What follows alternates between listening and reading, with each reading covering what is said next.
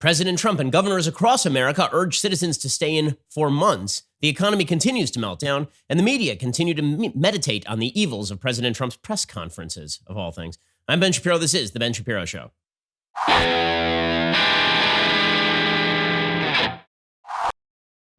Today's Ben Shapiro Show is sponsored by ExpressVPN. Your online activity should not be public. Protect yourself at expressvpn.com/Ben. That's expressvpn.com/Ben. Well, if it seems like I'm a little bit flustered this morning, this is what it's like having children in a small space during a pandemic where everybody is locked inside.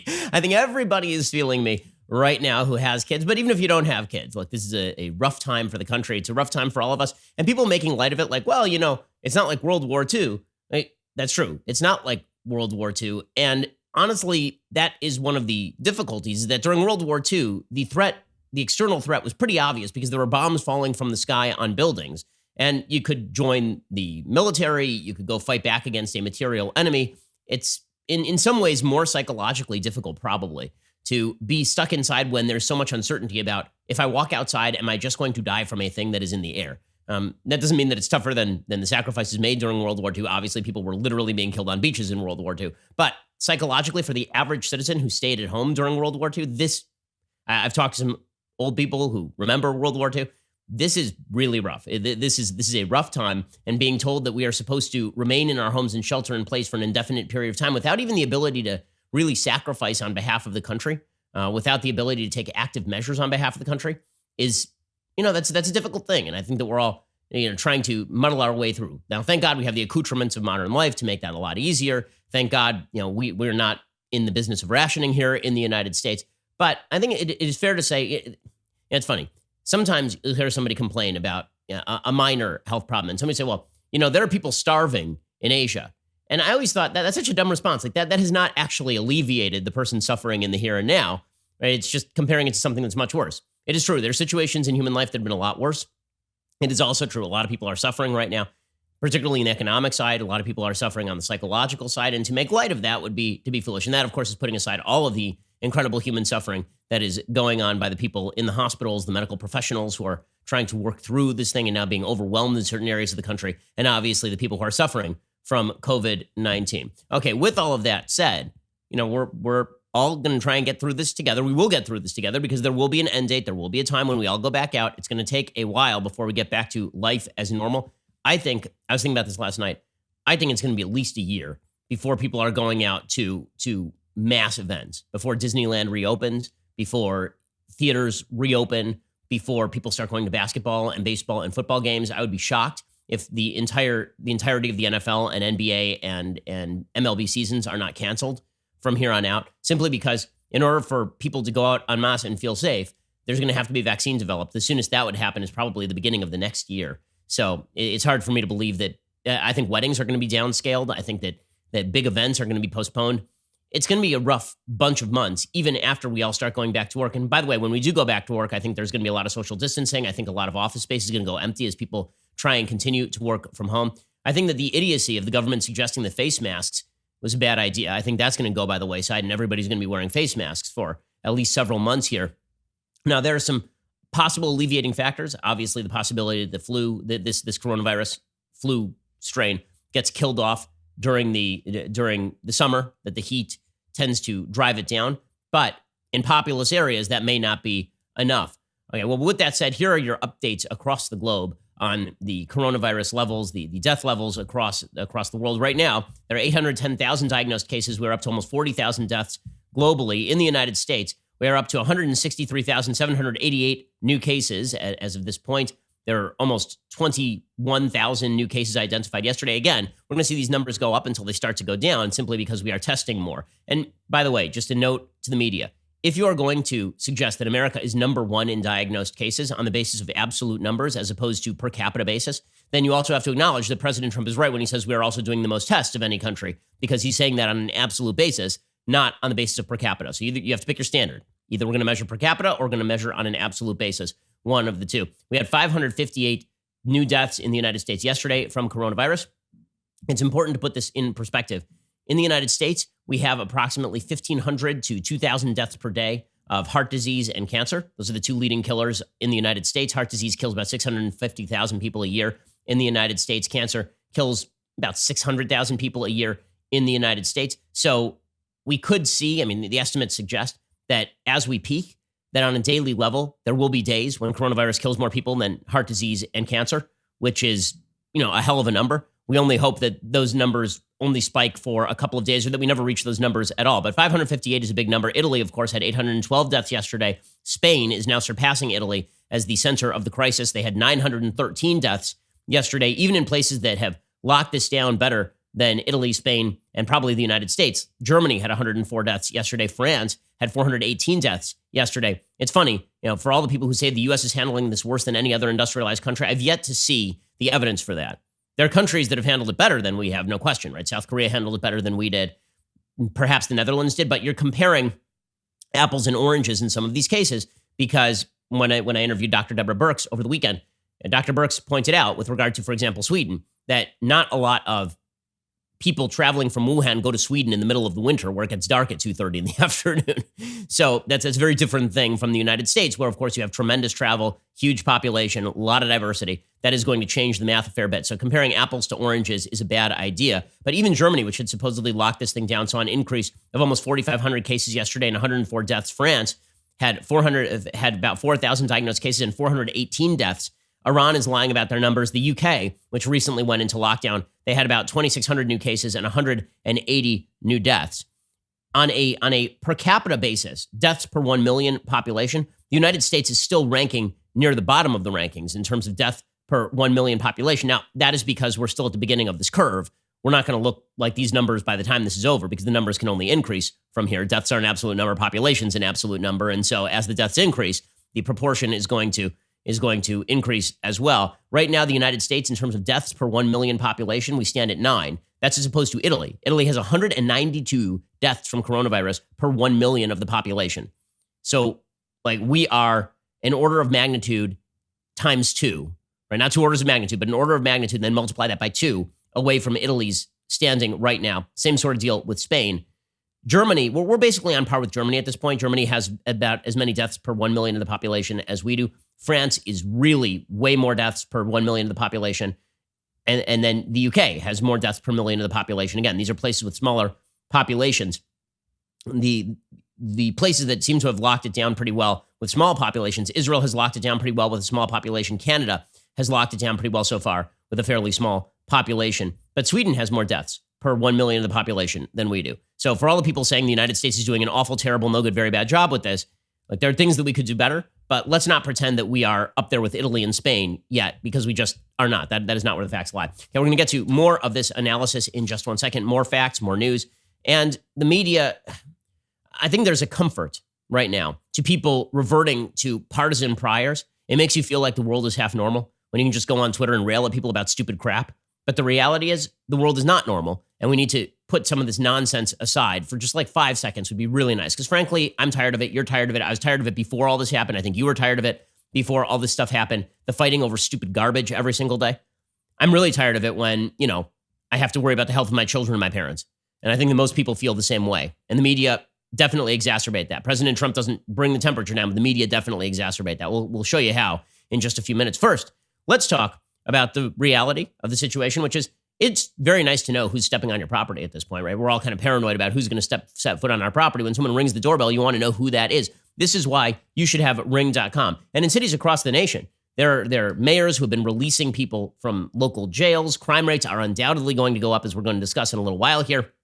Ring.com keeps you safe and secure at your place. Ring gives you protection at every corner. It helps you create custom, affordable security for your home. Ring detects motion when people come onto your property. Ring's video doorbells let you answer the door and check in on your home anytime from anywhere. Ring helps you stay connected to your home anywhere in the world. So if there's a package delivery or a surprise visitor, you'll get an alert. You'll be able to see, hear, speak to them all from your phone. Again, we use Ring. We've been using Ring at our property for a very long time, and for good reason, because we're always worried about security, and it is a good thing to have Ring on the property, making sure that my family is safe. Get a special offer on the Ring Welcome Kit when you go to ring.com/Ben. The Welcome Kit includes the Ring Video Doorbell 2 and Chime Pro. It's all you need to start building custom security for your home today. Just go to ring.com/Ben. That is ring.com/Ben. Go check them out right now. Ring.com/Ben. Okay, so there is a piece of quasi good news, although not as good as you would want it to be. There's a new study that was published in the Lancet Infectious Diseases Medical Journal yesterday, and it estimates the death rate of coronavirus is significantly lower than previously reported. Now, originally, the WHO Director General Tedros Adhanom Ghebreyesus said the estimated mortality rate of COVID-19 globally was about 3.4%. Dr. Anthony Fauci had suggested that it might be anywhere from 1 to 2% based on initial reports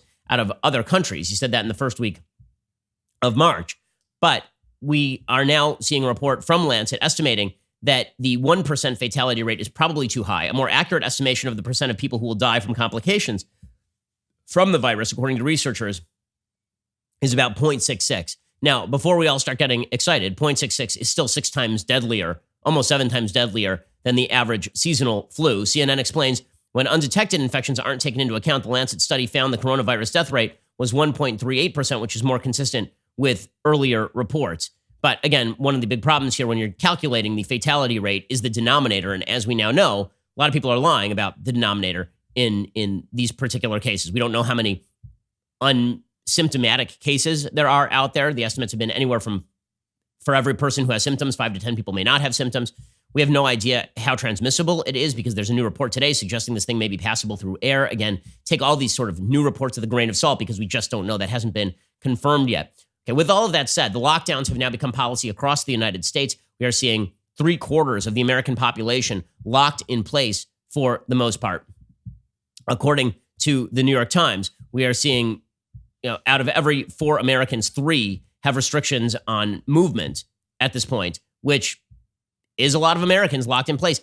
And I'm not going to be the person who says that it's time to go out and party it up because that is not what the models are suggesting. According to the New York Times, the American public on Tuesday is expected to get its first look at the statistical models guiding the policy decisions that have led governors and mayors across the country to order more than 250 million people to stay at home. Dr. Deborah Birx tried to brace both President Trump and the country for some tough weeks ahead yesterday. She said even if all the social distancing guidelines are followed perfectly, the death toll in the nation could reach 100,000 to 200,000. Now, that would be, she says, best case scenario. That'd be about twice.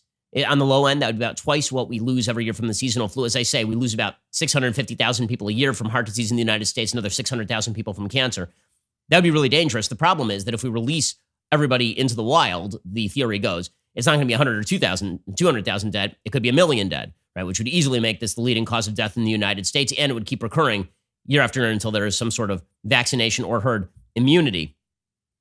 Nations across Europe have continued to see the steady rise in new infections and death. In the United States, the outbreak in New York remains the largest in the nation, more than 1,200 deaths, weeks away from its apex, according to Governor Andrew Cuomo. More than 250 coronavirus patients died between Sunday and Monday. The governor said that number could ultimately reach 800 a day in New York alone. In Michigan, state officials reported 50 additional deaths on Monday. Governor John Bel Edwards of Louisiana said his state is already a few weeks behind New York. One of the reasons why, we got to wait this thing out is because for every day that people don't abide by the restrictions, that's another day when on the other end, you're going to have to abide by the restrictions because eventually we're all going to be in lockdown until this thing passes, given the possibility of massive carnage across the United States. So that is where things stand. Over in Virginia, Governor Ralph Northam has declared that people should stay in place up until June. He says all the way until June. Remember, it is not even April yet, right? April is tomorrow. Now, the updated order allows for people to leave their homes if they have to go out for food, supplies, medical care, or to get fresh air or exercise. It also allows people to travel to work, places of worship, childcare providers, and for volunteering, caretaking, and to seek social services. So the order is not quite as restrictive as people are making it out to be. It's not like the full-on stay-in-place order that is in place in New York City. Right? A lot of businesses are still open in Virginia. And this is basically the rule. The more restrictive the rule, the less amount of time you can keep people in place. Because in the end, you cannot keep people in place indefinitely, especially as the economy goes down the tubes.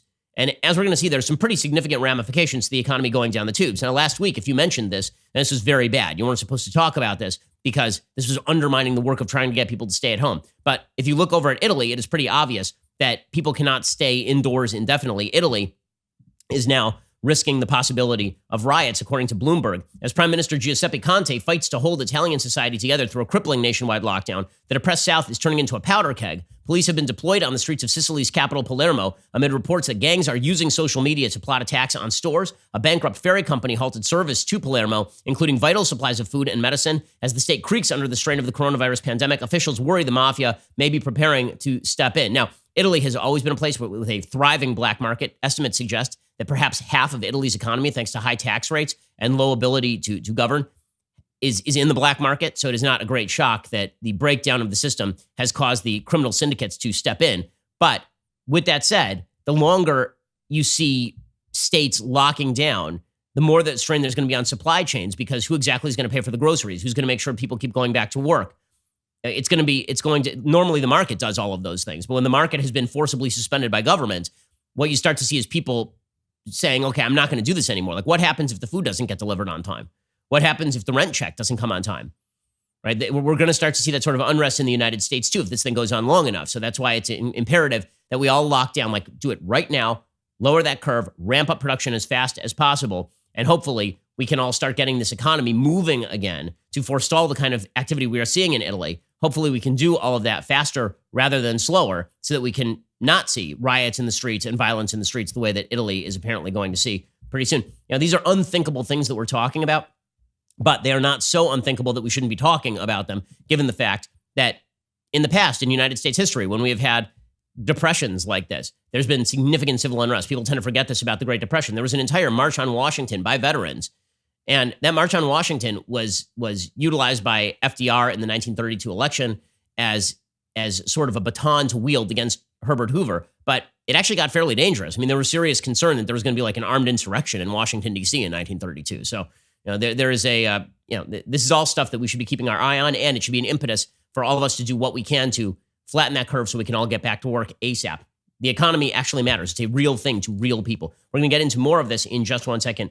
First, let's talk about the fact that you're staying at home all day, and you may be looking at your walls and thinking, why is my house so ugly? Like, now's a good time to refresh your house. One of the things you may not be thinking about is your window coverings. It may turn out that your window coverings really lack a certain savoir-faire. You really need better window coverings. This is why you need Blinds.com. And you can't go out to a blind store right now. Those things aren't open. Instead, you should be ordering from Blinds.com. Not everyone has the means to do a full renovation, but you can make your house look a lot better with Blinds.com. Window treatments are a simple project you can do. They really benefit the feel and style of your home. Experts actually say not getting enough sun can increase levels of stress hormones in your body. So you should consider light filtering window treatments like roller shades or cellular shades to transform your home into even more of a sanctuary during these difficult times. If you're nervous about doing it yourself, there really is no reason to be, because Blinds.com will help you through every single step. They've helped millions of homeowners through the process with free online design help. Plus, they guarantee the perfect fit. You screw it up, they will fix it for you. Go to Blinds.com to see how you can reimagine the look of your home today. Rules and restrictions may apply. Go to Blinds.com, see how you can reimagine the look and feel of your home today. We've been doing it in my home, and it really does help a lot. Go check them out at Blinds.com. Again, that's Blinds.com. Okay, so South Florida is going to be locked down until April 15th, according to Ron DeSantis. So we're seeing sort of these differing timelines. And again, those timelines will all converge because the data is going to drive this. If it turns out that the pandemic is still out there and that the risk of an exponential increase in death continuing for a long period of time, if that risk continues to be out there, then you're going to see these deadlines extended. DeSantis announced on Monday morning those living in Southeast Florida should stay home until mid-May to mitigate the spread of COVID-19. But then he walked that back to April 15th for an end date to what he called the safer at home order for millions of residents. In Washington, D.C., they've decided to go even further over the top. Mayor Muriel Bowser is now threatening residents of Washington, D.C. with 90 days in jail and a $5,000 fine if you leave your home during the coronavirus outbreak, which is a shocking threat, obviously. Bowser said, our message remains the same. Stay at home. The stay-at-home order has exceptions for grocery shopping and work deemed essential. Outdoor recreation like running is allowed, but can't involve people outside of a household. What the penalties should be, like if you're arrested for going outside your home, I mean, this is basically military lockdown.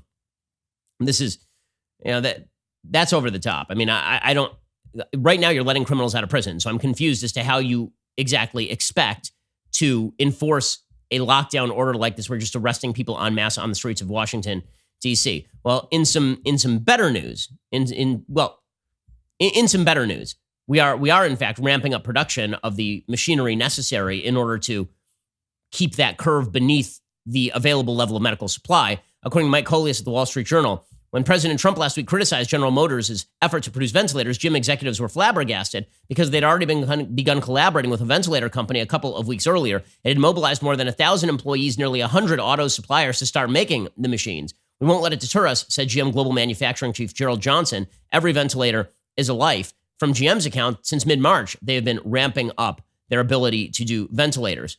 So the GM contingent has been shifting over its production. Ford said on Monday it's working with General Electric to make 50,000 ventilators at one of the automaker's facilities in Michigan by early July. Obviously, we're lagging on this sort of stuff, but the real problem here is the disconnect between what Ventec, which is the company that really designs these things, said that it could produce and what they actually can produce.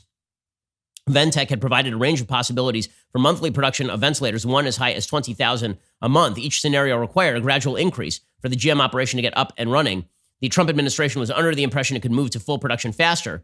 They said they were going to give us a 40,000 much-needed ventilators very quickly, Trump said in a Twitter post, but they were not able to do that. So we are ramping up production. President Trump pointed that out yesterday. He said private companies are in the process of making hundreds of thousands of ventilators. So help is on the way. Here's President Trump yesterday in his daily presser.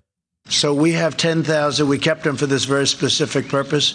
It sounds like a lot, but it's not when you think about it. But we're making a lot. And when you see they're talking about hundreds of thousands being made in a very short period of time, because if you look at what so we have now 10 companies at least making the ventilators. And we say go ahead because, honestly, other countries really, they'll never be able to do it. It's a very complex piece of equipment, and it's big and expensive.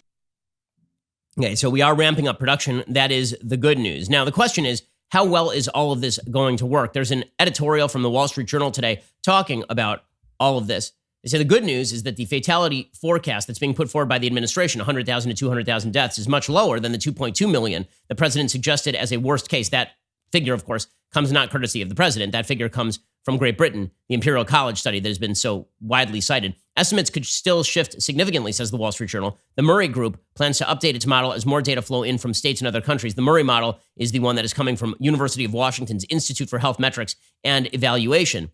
The Murray model measures deaths in terms of population rather than confirmed cases because testing varies geographically. It's also extrapolating U.S. fatalities based on evidence from other hotspots and Wuhan in China after government lockdowns. One important point is it took 27 days after strict social distancing was implemented in Wuhan before the daily deaths peaked. New York, California, other states that took early action to close non-essential businesses, we're starting week 3. So it's still probably another week and a half before we hit peak minimum. Data out of China may not be reliable. The Murray study underlines modeling for U.S. states based on one completed epidemic, at least for the first wave, and many incomplete epidemics is intrinsically challenging. That may be especially true if China has been lying about their numbers, which is extraordinarily likely. The Murray model also simulates healthcare utilization in the states over time based on other countries' experience and their projected fatalities in the United States. About 64,000 more hospital beds, 17,000 ICU beds, 19,000 ventilators on average will be needed nationwide, but demand will be most acute in a handful of states, according to that study being cited by the University of Washington. For instance, according to the Wall Street Journal, New York will need an estimated 35,000 more hospital and 7,300 ICU beds next week when demand for care is projected to peak, which is a lot. But that's a lot fewer than 55,000 to 110,000 hospital beds and 18,000 to 37,000 ICU beds that public health officials had said a week ago could be needed, which shows how quickly these projections can vary and change over time. The Murray summary says daily deaths in the mean forecast exceed 2,300 by the second week of April. While peak demand will occur at the national level in the second week of April, this does vary by states. We may see some bumps along the way as various states hit their own peaks. So these statistical models are incredibly variable. It's difficult to make policy based on them. One of the big problems with them also is that they're basically unverifiable, because if the social distancing works, if we all stay at home and then the numbers are way lower, the temptation is going to be to say, well, I guess we did too much, right? Maybe we shouldn't have done that in the first place. And so it's sort of unverifiable in the sense that perhaps if we didn't do it at all, the death rates would have been exactly the same. But at this point, better that we do too much for a cut. Look, we're locked down anyway. Better that we all abide by the lockdown, at least let the rules work for a couple of weeks until we see what exactly this thing looks like. Now, one of the reasons it's hard to tell whether this thing is working or not is because other nations are indeed lying about their own statistics. Mike Pompeo made this point yesterday. Secretary of State Pompeo, he said that there are lots of nations out there that are withholding their own data. He was on with Sean Hannity, and he says, listen, we have to deal with the fact that we have incomplete data, and all of our modeling is based on this incomplete data. President Trump and I have been committed to making sure that we had the best data available. When you hear doctors Fauci and Birx talk about risk, talk about fatalities, trying to think about how to model. What they need is data. They need data from Italy. They need data from China. They need data from Iran. We need every country to step up and provide accurate, transparent information. If we can't have that, if we have disinformation instead, there are more lives that will be at risk, not only today, but in the weeks ahead as we battle this enormous challenge. Yeah, that is obviously and eminently true. The fact that China has been lying all along is a serious, serious problem. And now we find out that China does have additional data they've not been releasing. Not only if we, like everyone sort of suspects they've been lying about their death statistics. Like if you think they've had no deaths for several months over in China, I think you have another thing coming.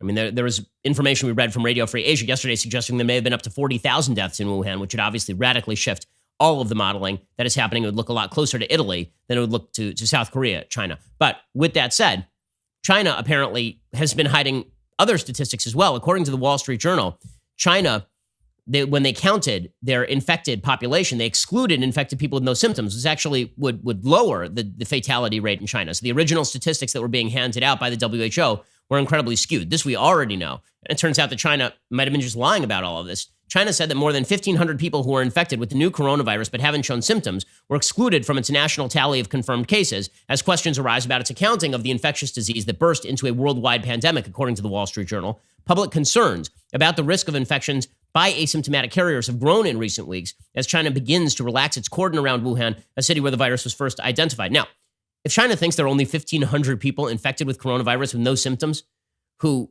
were out there, that, of course, is utterly untrue. Right? We were measuring that 3.4% fatality rate based on China's confirmed cases versus the number of people who had died with the confirmed cases. But if they think there are only 1,500 people who were measured who are asymptomatic, that, of course, is absolute nonsense. Chang Jil, a top Chinese health official, said at a press briefing in Wuhan on Tuesday that the country would report the number of infected people who are not showing symptoms beginning on Wednesday. Zheng Guang, chief epidemiologist of the Chinese Center for Disease Control and Prevention, told the state news magazine, it's okay if they aren't included in the tally of confirmed cases. The key question is, have those people been put under restriction? Scientists do not have a consensus on the impact of asymptomatic cases. Italian scientists tracing almost 6,000 infections around Lombardy, for instance, found nasal swabs of the asymptomatic carriers had similar amounts of virus as those with symptoms, which could make them contagious, according to a pre-publication draft. But they said the small number of asymptomatic cases turned up in contact tracing may mean such carriers have played a limited role in spreading the virus, which would mean that the fatality rate is higher than originally suspected. So bottom line is, we just don't know anything at this point. And also, until we have an antibody test, we're not going to know how many people had this thing and then got over this thing.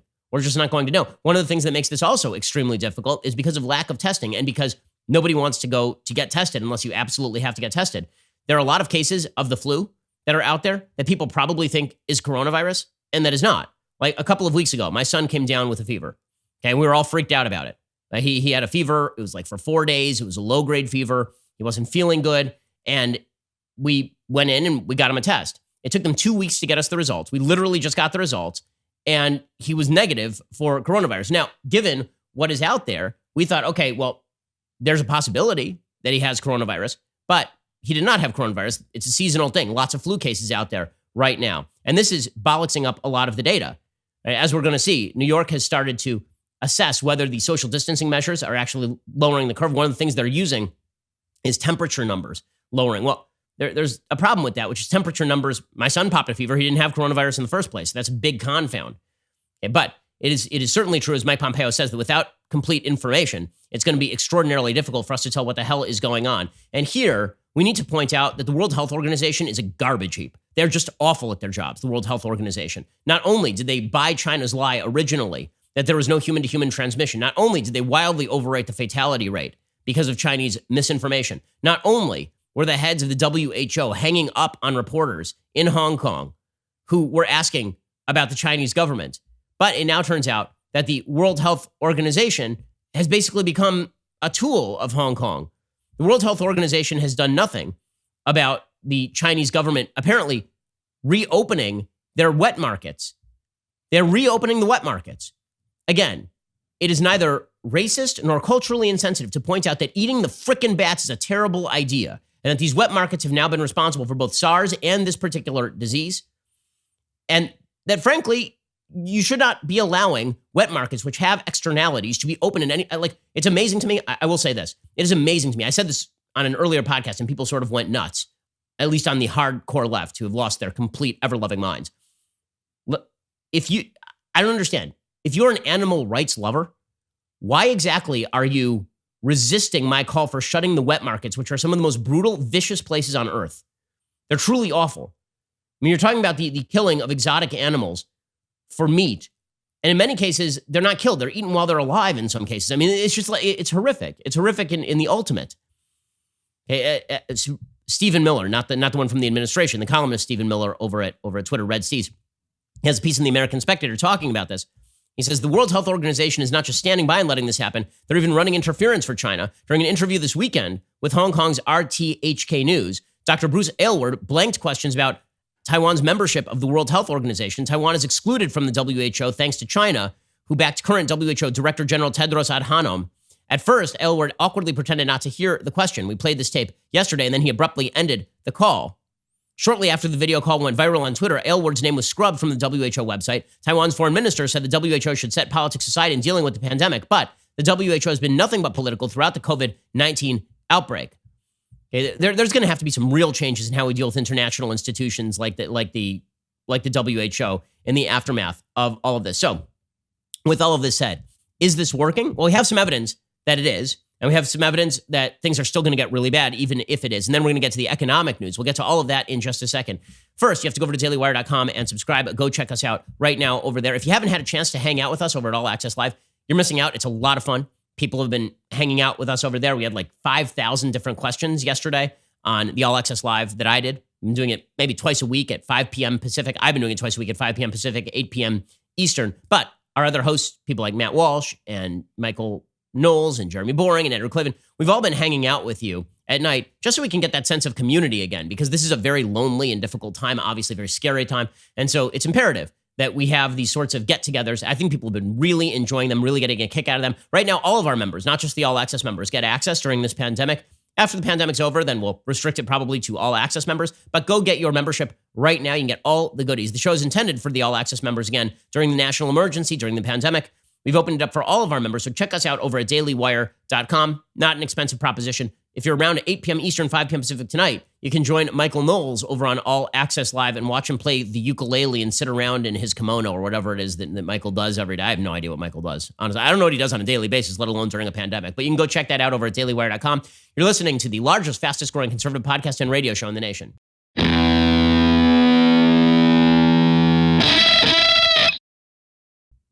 Okay, so there is some good news. You know, I'm trying to give you the good news and the bad news. I want to give you the fulsome oversight of the data so that we all know what's going on. Because I don't like alarmism. I don't like the we're all going to die if we step outside kind of stuff. And we should never get the economy back going, and we're all going to live in lockdown forever, and the government should take over the entire economy. I don't like that kind of stuff. On the other side, I don't like the whistling past the graveyard. Everything is fine. All of this is overblown. Nothing bad is happening. I'm going to, again, the theme of this show, until there is further data, is we don't have enough data. You're allowed to say that. We don't have enough data. We don't know yet. We don't know yet. All we can do is watch the trend lines. In Italy, things seem to have started to flatten out in terms of new cases being diagnosed. The question is going to be how they release people back into society, how we tranche people back into society. Do we go through and find all the people who've already had it? Are they the first people to go back to work? Is it young, healthy people who are the first to go back to work? What sort of social restrictions are put on? Do we have masks and social distancing in place? The recovery here, so let's put it this way. I think there's going to be two stages to the recovery when it comes to the economy. The first stage to the recovery is going to be a bit of a U-shaped recovery, a soft launch of the economy, people starting to go back to work slowly in waves as we recover from this. And then after a vaccine is developed, this is going to be the roaring 20s, but the roaring 2020s, right? People are going to be it's going to be like orgies in the streets, people at giant raves, like people are going to lose it, because after being locked down for a year, if you're a 20-year-old having been locked down for a year, the notion that you are going to not go to every party that is possibly imaginable is just insanity, right? I mean, that's what's going to happen. And then the economy will explode because people are going to spend lots of money. People are going to want to be creative. People are going to want to get out. So let's put it this way. Do I think this is forever? No, I don't think this is forever. Do I think this is bad for, I think it's worst for the next couple of months. I think after that, it's unpleasant for a few months after that. And then hopefully by the early part of next year, we have a vaccine in the works. And then I think everything explodes. And I think the economy not only moves forward, I think it moves forward at an extraordinary rate, because I think everybody goes back to work and we're all excited to be out there. I mean, it'll feel like the first day of spring in Boston, right? All of this sort of feels like when I was in law school, in Cambridge. The winter was really long. It was really lonely. It really sucked. All there was to do was basically hang out in your dorm room. And I didn't drink, but a lot of my friends were. A lot of alcoholism at Harvard Law School during the winter. And then first day of spring, and by spring, I mean like it's 50 degrees outside. First day of spring, everybody is out. Everybody wants to be outside. Everybody wants to. That's what it's going to be like on the other end of this. So let's keep that in mind. There is a light at the end of the tunnel here. The good news is that apparently the restrictions are slowing coronavirus infections, according to new data. The New York Times says harsh measures, including stay-at-home orders and restaurant closures, are contributing to rapid drops in the number of fevers, a signal symptom of most coronavirus infections recorded in states across the country, according to intriguing new data produced by a medical technology firm. At least 248 million Americans in at least 29 states have been told to stay at home. And it seemed nearly impossible for public health officials to know how effective this measure and others have been in slowing coronavirus. But the new data offer evidence in real time that tight social distancing restrictions may be working, potentially reducing hospital overcrowding and lowering death rates, according to the experts. The company Kinsa Health produced a national map of fever levels on March 22nd, was able to spot the trend within a day. Since then, data from the health departments of New York State and Washington State have buttressed the finding, making it clear that social distancing has saved lives. And this became obvious because President Trump extended until the end of April his recommendation that Americans stay in lockdown. Kinsa has more than 1 million thermometers in circulation. They've been getting up to 162,000 daily temperature readings since COVID-19 began spreading in the country. The company normally uses that data to track the spread of influenza. To identify clusters of coronavirus infection, Kinsa recently adapted its software to detect spikes of atypical fever that don't correlate with historical flu patterns. As of noon Wednesday, the company's live map showed fevers holding steady or dropping almost universally across the country, with two prominent exceptions. One was in an area of New Mexico, where the governor only issued stay-at-home orders the day before, and also in adjacent counties in southern Colorado. The other was a ring of Louisiana parishes surrounding New Orleans, but 100 and 150 miles away from it, and that was possibly caused by the outward local spread of infections from New Orleans, which was set off by crowding during Mardi Gras. So some information, this thing is starting to be tamped down. Meanwhile, Bob Wachter, who is one of the he's the chair of UCSF medicine over Berkeley, he said yesterday that there is no change in the hospital's status at UCSF. And he says that our command center briefings now seem less newsy, like we're over-prepped for a surge that may not be coming, which will be great. He says the overall cases, still mild growth. In San Francisco, everyone is struggling with the curve is flat versus calm before the storm narratives, but even pessimists are starting to tilt toward the former. So maybe these lockdown measures are working. We also discussed yesterday the fact that coronavirus slowdowns in Seattle suggest the restrictions are working. Now, in New York, which is ground zero for all of this, it's where the most people are. It's where people are living in extraordinarily close quarters. Things are getting bad over there. How bad remains to be seen. There's an article in the Wall Street Journal today talking about NYU Langone telling ER doctors to think more critically about who gets ventilators, which of course is the sort of rationing that we've seen in Italy, which is so frightening. NYU Langone Health, one of the nation's top academic medical centers, told emergency room doctors they have sole discretion to place patients on ventilators and institutional backing to withhold futile intubations. So they're not going to force people to put people on ventilators if they believe that that is going to be a complete waste of time. A March 28th email from Robert Femia, who heads the New York Health Center's Department of Emergency Medicine, underscored the life or death decisions placed on the shoulders of bedside physicians as they treat increasing numbers of coronavirus patients with a limited supply of ventilators. New York State guidelines, established in 2015, recommend that hospitals appoint a triage officer or committee to decide who gets a ventilator when rationing is necessary. The guidelines say that removing the decision from the physician treating the patient avoids conflict of interest, allows an officer or committee with access to overall ventilator availability to make the call, prevents health worker burnout and stress. But Dr. Femia says, we just don't have time to do all of this stuff. In emergency medicine, we don't have the luxury of time, data, or committees to help with our critical triage decisions, he wrote. Senior hospital leadership recognizes this and supports us to use our best clinical judgment. Femia wrote that decisions about airway management and whether to use a ventilator or other respiratory support devices were at the sole discretion of treating physicians. He told doctors to think more critically about whom we intubate. That, of course, is scary, scary stuff. Now, with that said, Andrew Cuomo, the governor of New York, he says that the rate of doubling is already down. Both things can be true, right? It can be that we end up in a very bad medical situation in New York because there are shortages of ventilators and shortages of ICU beds. And also it can be true that things are getting better, but we're not going to see the impact of things getting better, particularly in terms of the deaths, which trail the hospitalizations by a week to 2 weeks, that we may not see the results of this in the death rates for another week or two. Here's Andrew Cuomo yesterday saying that the rate of doubling is already down in New York thanks to the measures being taken. The number goes up, the number goes down. There's no doubt that the number is still increasing. There's also no doubt that the rate has slowed. We had a doubling of cases every 2 days, then a doubling every 3 days, then a doubling every 4 days, then every 5. We now have a doubling of cases every 6 days. So while the overall number is going up, the rate of doubling is actually down. So Chris Cuomo, by the way, in breaking news, has come down with coronavirus as well. So prominent people are not escaping coronavirus. They're just able to get tests more quickly, although at this point, testing has been radically increased. Look, it's scary out there.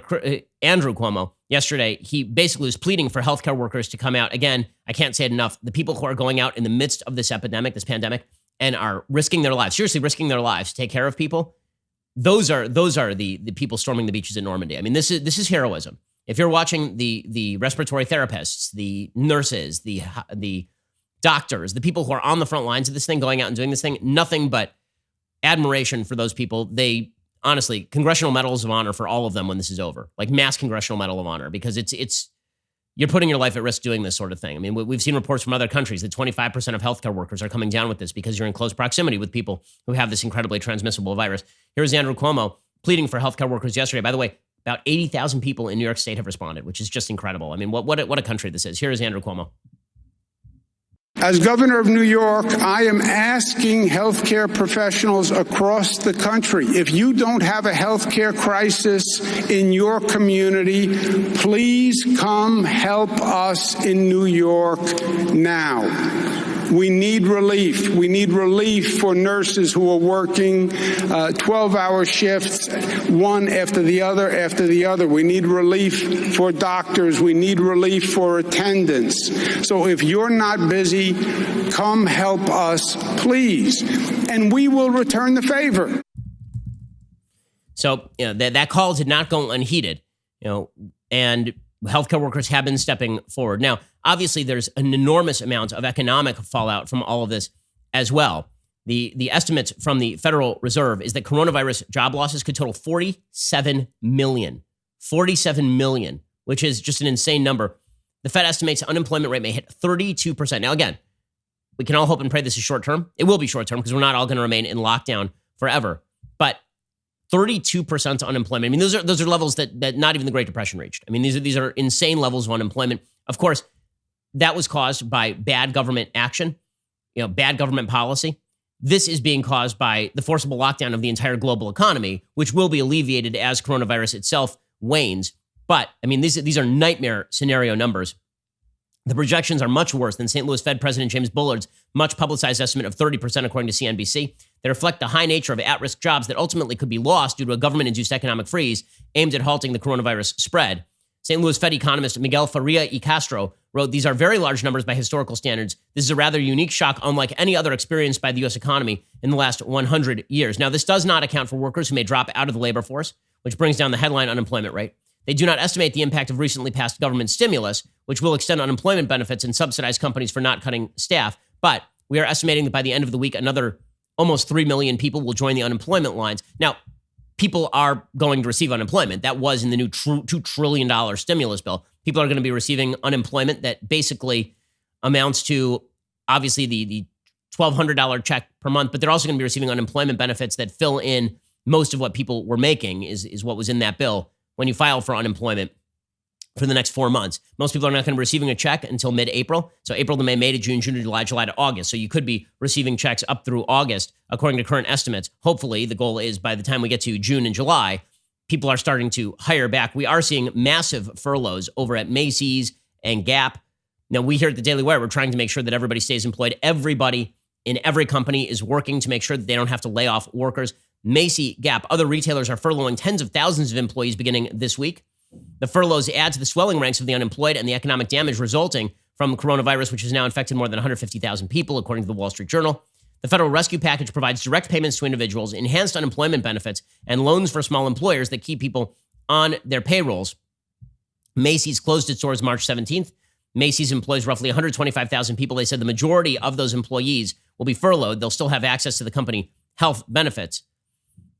Gap is doing the same thing. They're furloughing 80,000 people. The difference between a furloughing and a firing is the assumption is that at a certain point, the retail shops will open back up and those people will come back on the job. So it's not a full-on firing.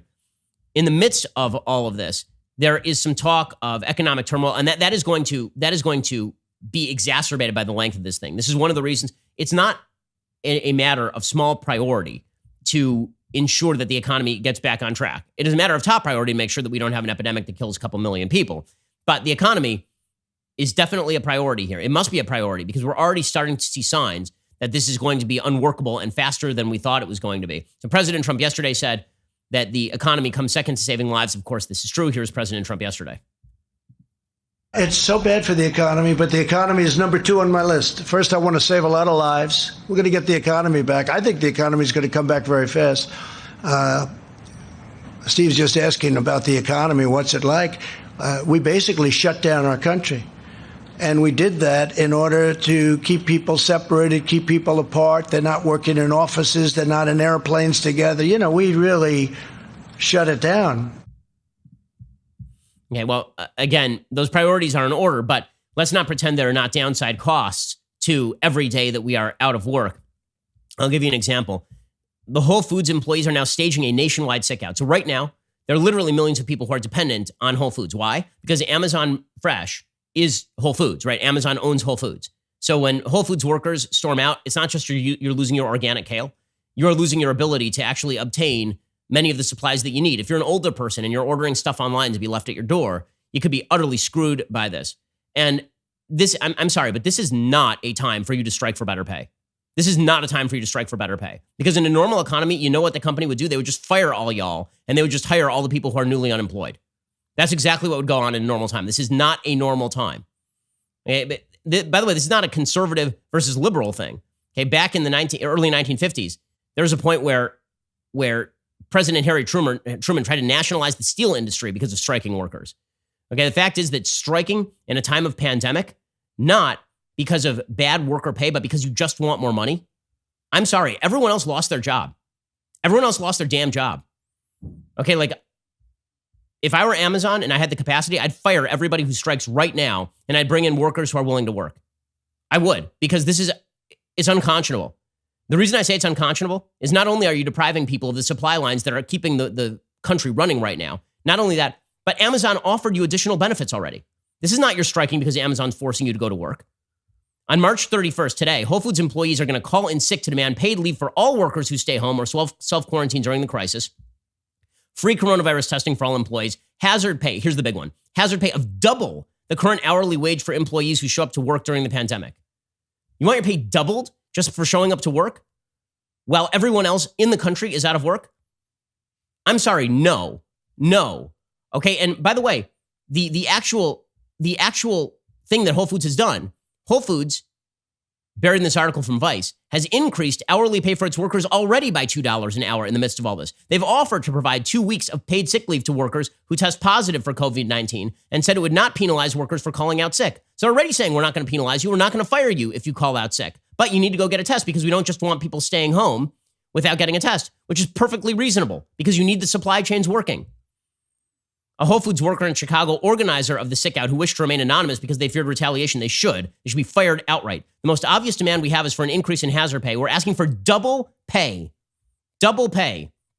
Since we first announced the intent to do a sick out, Whole Foods announced a temporary raise of $2 an hour, which isn't enough. Okay, I'm sorry. What happens if all the cops call out sick because they want double pay? What happens if all of the medical professionals call out sick because they want double pay? You want to talk? It's funny. Everybody is happy to talk about people in the speculative market buying up coronavirus masks and then trying to sell them for $1,000 on eBay. This is the same damn thing.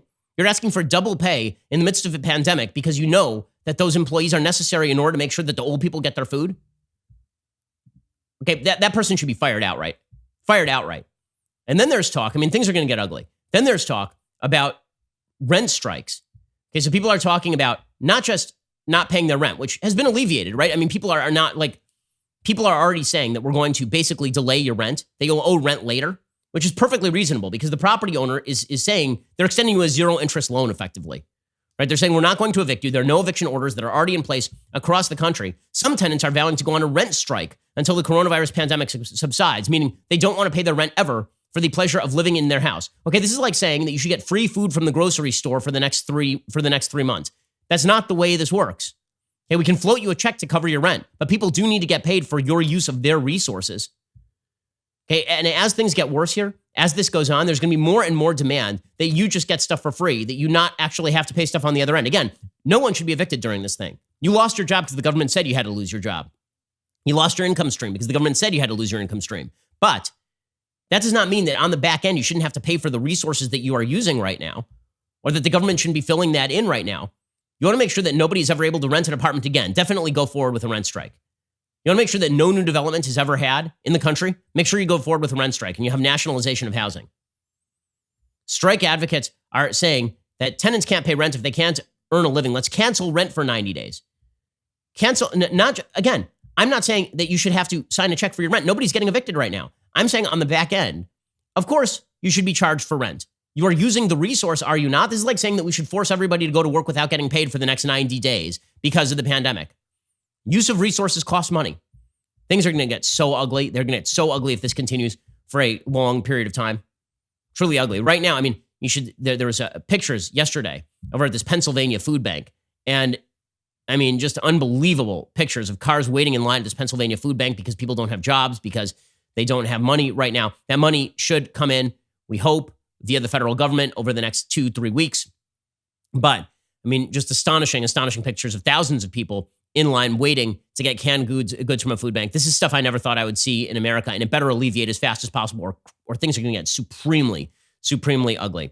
Okay, well, time for a quick thing that I like and then a thing that I hate. So, things that I like. Everybody's been watching Tiger King. I started watching Tiger King on Netflix last night with the wife because it was recommended by Colton, among others. And if this is the average voter in America, then yeah, I'm going to go with Aristotle's Dictatorship of the Wise. If this is the average voter in America, it isn't, obviously. Tiger King is the story of crazy people who like hanging out with tigers. And they are indeed crazy. Here's a little bit of the trailer. They have a heart and a soul and a mind. I've learned from them. But Carol Baskin keeps saying, I can't have these tigers. If he ever had an enemy in his life, it was Carol Baskin. Hey, all you cool cats and kittens, it's Carol at Big Cat Rescue. Carol is the Mother Teresa of cats. We will end the private possession of these cats. This is my way of living, and nobody's going to tell me any otherwise. Carol has an army of people working. What in the world? So that's the entire series. The entire series is what in the world is this? Seriously, that's the entire series. So if you're just looking for good old American craziness, then this is what you are looking for. Utter craziness. Okay, time for a thing that I hate.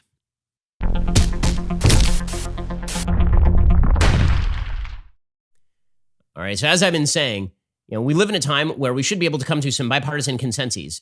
We are not, in fact, because people feel a certain level of comfort in being angry at the other side. And so you end up with idiocies like this. So yesterday, the president of the United States had at the White House the MyPillow guy, right? The guy who makes MyPillow, which is a great product, right? And he happens to be a fantastic story as well. His name is Mike Lindell. And Mike Lindell's backstory is really pretty amazing. I mean, the guy was essentially, I think, a drug addict. And he made a comeback by becoming a religious Christian. And now he's got tens of thousands of people working for him, making pillows on demand for people, pillows that people are able to customize. And so he has now converted his factories over to making masks. His company has been shifting production to N95 masks. They're going to start making 50,000 N95 masks a day starting this Friday. He says, we've dedicated 75% of my manufacturing to produce cotton face masks, which is an amazing, amazing thing. Okay, so he gets up at the White House and Trump gives him the podium. And here's what he has to say. Thank you, Mr. President, for your call to action, which has empowered companies like MyPillow to help our nation win this invisible war. Now I wrote something off the cuff, if I can read this. God gave us grace on November 8, 2016, to change the course we were on. God had been taken out of our schools and lives. A nation had turned its back on God. And I encourage you to use this time at home to get back in the Word, read our Bibles, and spend time with our families. Okay, the media lost their minds because here he was praising Trump and invoking God and suggesting that God wanted Trump to be president and all that. Man's entitled to his beliefs. Okay, but so the media lose it. They lose it. So there are members of the media who are suggesting, and this is a violation of church and state. It is not, in fact, a violation of church and state for this guy to talk about God from the podium. You idiots. And people were like, why is he even there? Why is he even there? Seriously. Ramgopal from CNN, he tweeted out, he's the executive editor of CNN. He said, in case you were wondering what MyPillow is doing in a time of coronavirus, they're developing 50,000 face masks a day. What are you doing in a time of coronavirus, you douchebag? Like, seriously, what are you doing? Being over at CNN and whining about crap? Like, what are you doing?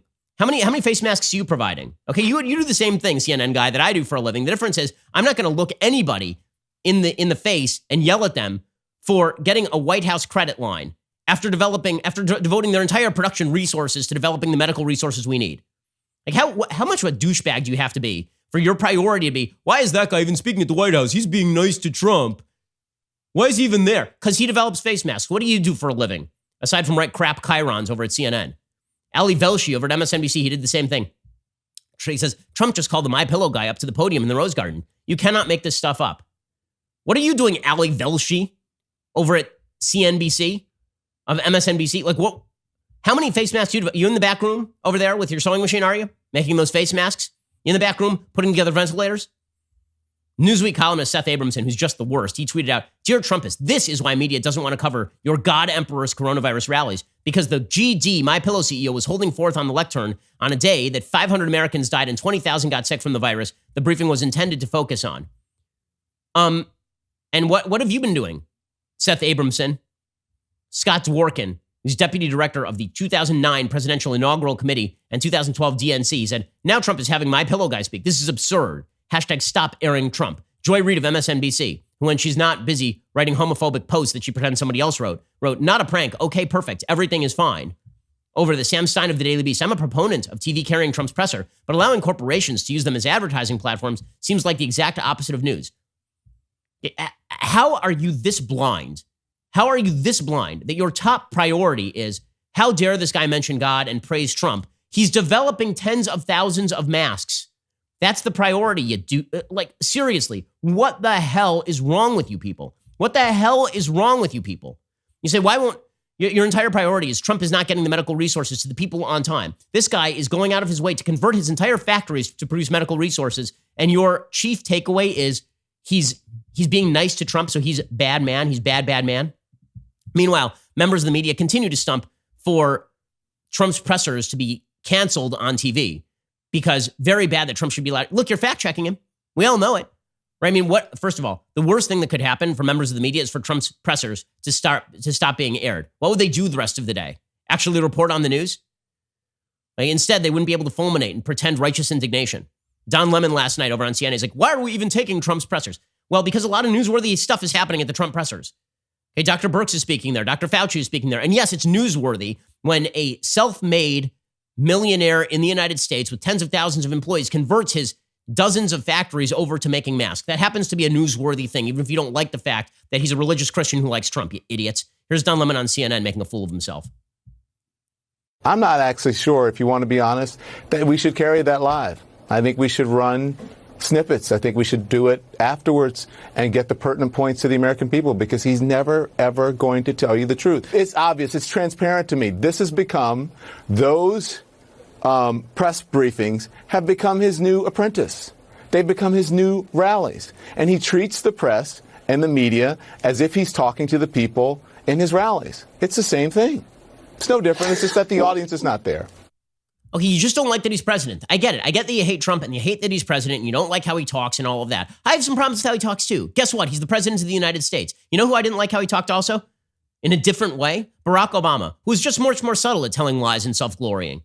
Right? Trump is just the blunt version of Obama. He pats himself on the back physically. Like during press conferences, he actually grows a third arm to pat himself on the back and talks up his own achievements and engages in the sort of fluffing that you see in real estate all the time, the sort of puffery that you see in real estate all the time.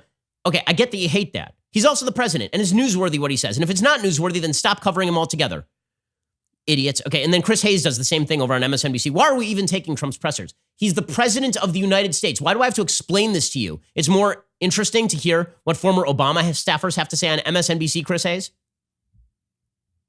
I think it's pretty harrowing for all of us to watch this lack of leadership from the White House and to, frankly, watch a lot of the media go along with it because his press conferences, as always, are still entertaining, in part because he is combative, in part because he does lie, and you can catch him in those lies and hold him accountable. But that doesn't make for an effective public health response. Yeah, that's why he's bragging about the ratings. It's obviously above my pay grade. I don't make the call that we take them or not, but it seems crazy to me that everyone's still taking them when you got the My Pillow guy getting up there talking about reading the Bible. Again, like, this is your priority. Okay, you wonder why people don't trust the media? This is why people don't trust the media. It's also why people don't mind when President Trump slams idiots like Jim Acosta. And ladies, find you somebody who loves you like Jim Acosta loves Jim Acosta. Yesterday at the White House, Jim Acosta gets up, and his only question is, what do you say, Mr. President, to people who are upset at you? Okay, if ever there's been a loaded question, that question during the Obama years, what do you say to people who love you? Right? But for Trump, it's, what do you say to people who are upset at you, Mr. President? And every question from Jim Acosta is like this. What is the information you are eliciting? Okay, I happen to do interviews a fair bit on this program. And on the radio program, on the Sunday special, I interview a lot of people on the other side of the aisle too. You know what you try to do with a question? Elicit useful information. That is the purpose of a question. I had on Pence and Birx on Sunday, and all I did was ask them straight questions about pandemic response, about how exactly the government was going to deal with this, about estimates, about numbers. Instead, you have Jim Acosta asking Trump why he's so mean and orange. And Trump rightly slams him here. What do you say to Americans who are upset with you over the way you downplayed this crisis over the last couple of months? You know it is going away, and it will go away, and we're going to have a great victory. And it's people like you and CNN that say things like that it's why people just don't want to listen to CNN anymore. You could ask a normal question. The statements I made are, I want to keep the country calm. I don't want panic in the country. I could cause panic much better than even you. I would make you look like a minor league player. But you know what? I don't want to do that. I want to have our country be calm and strong and fight and win. And it will go away. It's almost a miracle, and it is, the way it's all come together. And instead of asking a nasty, snarky question like that, you should ask a real question. And he's right. He should ask a real question, but the media are too busy. You know, it's so funny. There was that person from OANN who asked sort of a fluffy question to Trump at a press conference, and some kind of high school, junior high. The media everyone's an idiot. Okay, rule of the day: everyone's a moron. Half the time it's me, but lots of people are stupid. Okay, and so somebody slid a note to this person saying, "How did your question help solve coronavirus today?" Question for Jim Acosta: when does your question ever elicit useful information? Ever? So when Trump slams him and says, you could ask a useful question, Trump is not wrong on that. You wonder why Trump hates the members of the media and why they hate him right back? It's that kind of stuff. Okay, final note on this particular issue. So remember that story a few days ago that we talked about where a woman ate fish tank cleaner and then blamed Trump? You remember this? Because he's talking about hydroxychloroquine and chloroquine phosphate. And then she went into her pantry and she found a fish tank cleaner that it's called chloroquine phosphate. And she promptly downed it with her husband. And the entire media was like, oh, it's because Trump keeps talking about this stuff. Trump keeps talking about this stuff. And that's why this person almost died. And her husband did die. Well, it turns out this lady also has some politics to her. The Washington Free Beacon went through the woman and her husband's identities. And they report that the woman's most recent donations in late February were to a Democratic PAC, the 314 Action Fund, that bills itself as the pro-science resistance and has vocally criticized the Trump administration's response to the coronavirus pandemic. The FEC records show that Wanda has donated thousands of dollars to Democratic electoral groups and candidates over the past 2 years, including Hillary Clinton, the DCCC, and Emily's List. Her contributions to Democrats rose sharply over the past 2 years.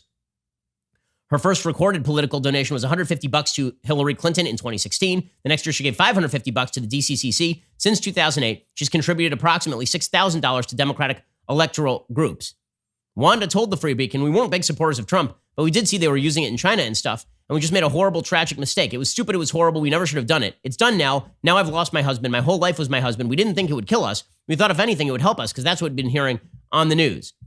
So the entire media covered this crazy lady's words as though they were the words of a deep Trump supporter disillusioned by President Trump's words about hydroxychloroquine, when in fact the lady is a longtime Democratic supporter who doesn't like Trump anyway, and then also happens to be a complete moron who downed poisonous chemicals. By the way, the media, happy to dig into Joe the Plumber's campaign contributions back in 2008. Don't even bother to spend 5 minutes looking into the person who claims that Trump killed her husband by recommending a drug that actively is being used in addition to azithromycin in hospitals right now for people who are in desperate need over on ventilators. Alrighty, so we'll be back here with 2 additional hours later today. Make sure you tune into Daily Wire All Access tonight. Become a member so you can hang out with us. I think Knowles is tonight. Otherwise, we'll be back here tomorrow with all the updates. I'm Ben Shapiro. This is The Ben Shapiro Show. The Ben Shapiro Show is produced by Colton Haas, directed by Mike Joyner, executive producer Jeremy Boring, supervising producer Mathis Glover and Robert Sterling, assistant director Pavel Wydowski, technical producer Austin Stevens, playback and media operated by Nick Sheehan, associate producer Katie Swinnerton, edited by Adam Sayevitz. Audio is mixed by Mike Coromina. Hair and makeup is by Nika Geneva. The Ben Shapiro Show is a Daily Wire production. Copyright Daily Wire 2020. The United States has slowed the spread of coronavirus, but there's one scourge whose virality is only increasing: fake news. We will examine the most egregious examples of how the left-wing media lies to add panic to the pandemic. Then, in an effort to combat COVID, a Democratic mayor politely asks criminals to chill, and a New York jail releases a bunch of child molesters. Meanwhile, prosperity preachers command the virus to go away, and President Trump rains fire and brimstone down on Jim Acosta during his latest ratings-busting press briefing. Check it all out, so much more, on The Michael Knowles Show.